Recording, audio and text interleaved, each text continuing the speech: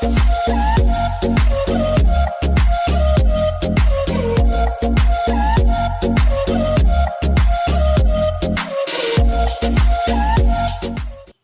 Friends, welcome to ராசி tips. எல்லோரும் எப்படி இருக்கீங்க? நல்லா இருக்கீங்களா? இன்றைக்கி நம்ம ராசி டிப்ஸ் சேனலில் பார்க்க போகிற வீடியோ என்னென்னு பார்த்தீங்கன்னா ரொம்ப யூஸ்ஃபுல்லான இன்ட்ரெஸ்டிங்கான ஒரு வீடியோ தான் பார்க்க போகிறோம். ஃப்ரெண்ட்ஸ், நிறைய பேருக்கு காஃபி குடிக்கிற பழக்கம் இருக்கும். ஆனால் காஃபி பவுடரை நம்ம மொத்தமாக வாங்கி வச்சு ஸ்டோர் பண்ணுற சமயத்தில் என்ன ஆகும்னு பார்த்தீங்கன்னா காஃபி பவுடர் சீக்கிரமாகவே கட்டி போட்டுரும். அந்த மாதிரி காஃபி பவுடர் கட்டிப்படாமல் இருக்கிறதுக்கு என்ன பண்ணலாம், கட்டிப்பட்ட அந்த காஃபி பவுடரை எப்படி யூஸ் பண்ணுறது அப்படின்னு தான் இந்த வீடியோவில் நான் உங்களோட ஷேர் பண்ணியிருக்கேன். வாங்க ஃப்ரெண்ட்ஸ், அதுக்கான டிப்ஸ் என்னங்கிறத வீடியோக்குள்ளே போய் பார்க்கலாம். எப்போதுமே நீங்கள் காஃபி யூஸ் பண்ணுறவங்களா இருந்தீங்கன்னா காஃபி பவுடராக வாங்கி ஸ்டோர் பண்ணுறதை விட இந்த மாதிரி பேக்கெட்டாக இருக்கிற மாதிரி வாங்கிக்கோங்க. அதுவும் 2 ரூபா பேக்கெட் வாங்கிக்கோங்க. அதுதான் கரெக்டாக இருக்கும். நீங்கள் ஒரு ஆளுக்கு காஃபி போடுற மாதிரி இருந்தாலும் சரி, 4 பேருக்கு போடுற மாதிரி இருந்தாலும் சரி, நமக்கு தேவைப்படுற அளவுக்கு நம்ம கட் பண்ணிக்கலாம். இந்த மெத்தடில் நீங்கள் பேக்கெட்டாக வாங்கி வச்சு ஸ்டோர் பண்ணிங்கன்னா நம்மளால் ரொம்ப நாள் வரைக்கும் வச்சு ஸ்டோர் பண்ண முடியும். இதை நீங்கள் ஒரு பாக்ஸில் கூட போட்டு வச்சு ஸ்டோர் பண்ணிக்கலாம். இதை நீங்கள் வெளியிலே வச்சு ஸ்டோர் பண்ணிக்கலாம். இந்த பேக்கெட்டில் வாங்குறது பார்த்திங்கன்னா சீக்கிரமாக கட்டிப்படாது. ஏன்னா நம்ம அப்போதைக்கு ஒரு பேக்கெட்டை கட் பண்ணிவிட்டு காஃபி போட்டுருவோம். அப்படியே உங்களுக்கு இந்த காஃபி பவுட்ரு மிச்சம் இருந்தாலும் அதை நீங்கள் எந்த கார்னரில் நம்ம கட் பண்ணியிருக்கோமோ அந்த கார்னரை ஒரு ஃபோல்ட் பண்ணிவிட்டு அப்படியே நீங்கள் ஃபுல்லாகவே ஃபோல்ட் பண்ணி ஒரு ரப்பர் பேண்டு போட்டு வச்சிட்டிங்கன்னா நெக்ஸ்ட் டைம் காஃபி போடுறதுக்கு இதை நீங்கள் எடுத்து யூஸ் பண்ணிக்கலாம். இப்போ என்ன ஆச்சுன்னு பார்த்தீங்கன்னா காஃபி பவுடர் நான் பெரிய பேக்கெட்டில் வாங்கியிருந்தேன். அதை இந்த மாதிரி பாக்ஸில் போட்டு ஸ்டோர் பண்ணி வச்சேன். இது பார்த்திங்கன்னா நான் பிளாஸ்டிக் பாக்ஸில் தான் ஸ்டோர் பண்ணி வச்சேன். பார்த்திங்கன்னா ஏர் டைட்டாகவே இல்லை. யூஸ் பண்ணி கொஞ்ச நாளில் என்ன ஆச்சுன்னு பார்த்தீங்கன்னா இந்த மாதிரி கட்டி ஆயிடுச்சு.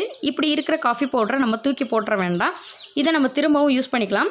முடிஞ்ச வரைக்கும் நீங்கள் பெரிய பேக்கெட்டில் காஃபி பவுடர் வாங்கி ஸ்டோர் பண்ணுற சமயத்தில் என்ன பண்ணலான்னு பார்த்தீங்கன்னா இந்த மாதிரி கட்டிப்படாமல் இருக்கிறதுக்காக கொஞ்சமாக அரிசி எடுத்து நீங்கள் இந்த பாக்ஸில் போட்டு வச்சிட்டிங்கன்னா உங்களுக்கு கட்டிப்படாமல் இருக்கும். இல்லை நீங்கள் அரிசி எடுத்து நம்ம இந்த மாதிரி போட்டு வச்சுருக்கனால காஃபி போடுற சமயத்தில் அது டிஸ்டர்பாக இருக்குன்னு ஃபீல் பண்ணிங்கன்னா ஒரு வெள்ளை துணியில் அரிசி போட்டு கட்டி மூட்டையாக கட்டி போட்டுருங்க.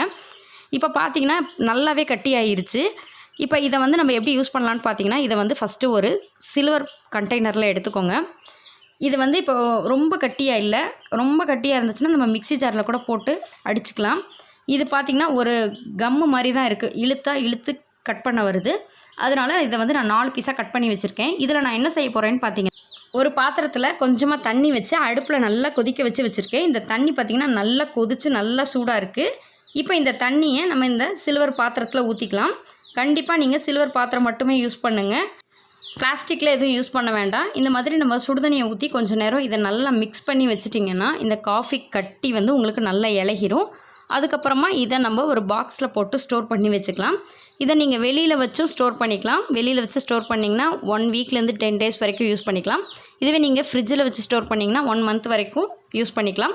முடிஞ்ச வரைக்கும் இந்த காஃபி அந்த டிகாஷனை வேஸ்ட் பண்ணாமல் முடிஞ்ச வரைக்கும் சீக்கிரமாகவே யூஸ் பண்ணிடுங்க. இப்போ இந்த காஃபி தண்ணி வச்சு நம்ம எப்படி காஃபி போடுறதுங்கிறத பார்க்கலாம். நான் அதுக்காக ஒரு கப் எடுத்திருக்கேன். அதில் நம்ம டேஸ்ட்டுக்கு தகுந்த மாதிரி இனிப்பு சேர்த்துக்கலாம். நான் 1 ஸ்பூன் அளவுக்கு சேர்க்குறேன். இதில் இப்போ நம்ம கரைச்சி வச்சுருக்கிற இந்த காஃபி கட்டியை கரைச்சி வச்சுருக்க இந்த கஷாயத்துலேருந்து நான் 1 ஸ்பூன் அளவுக்கு எடுத்துக்கிறேன். நமக்கு எந்த அளவுக்கு கலர் வேணும்னு நினைக்கிறோமோ அந்தளவுக்கு எடுத்துக்கலாம்.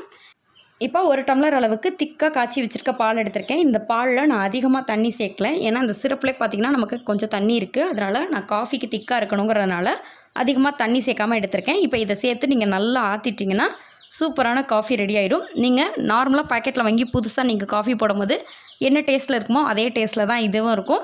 இனிமேல் கட்டியாக இருக்கிற காஃபி பவுடரை வேஸ்ட் பண்ணாமல் இந்த மாதிரி யூஸ் பண்ணிக்கோங்க. ஃப்ரெண்ட்ஸ், இன்றைக்கி வீடியோவில் உங்களோட ஷேர் பண்ணிக்கிட்டே இந்த டிப்ஸ் எல்லாம் உங்கள் எல்லாருக்கும் ரொம்பவே யூஸ்ஃபுல்லாக இருக்கும்னு நினைக்கிறேன். இந்த வீடியோ பிடிச்சிச்சுன்னா வீடியோ லைக் பண்ணிட்டு உங்கள் ஃப்ரெண்ட்ஸ், ஃபேமிலி, ரிலேட்டிவ்ஸ் எல்லாருக்கும் இந்த வீடியோவை ஷேர் பண்ணுங்கள். நீங்கள் இன்னும் நம்ம ராசி டிப்ஸ் சேனலை சப்ஸ்கிரைப் பண்ணாமல் தான் சப்ஸ்கிரைப் பண்ணிட்டு மறக்காமல் பக்கத்தில் இருக்க பெல் ஐக்கானை கிளிக் பண்ணிடுங்க. அப்போ தான் ரெகுலராக நான் அப்லோட் பண்ணக்கூடிய வீடியோஸ் உங்களுக்கு உடனுக்குடன் நோட்டிஃபிகேஷன் வரும். தேங்க்யூ ஃபார் வாட்சிங். Thank you friends.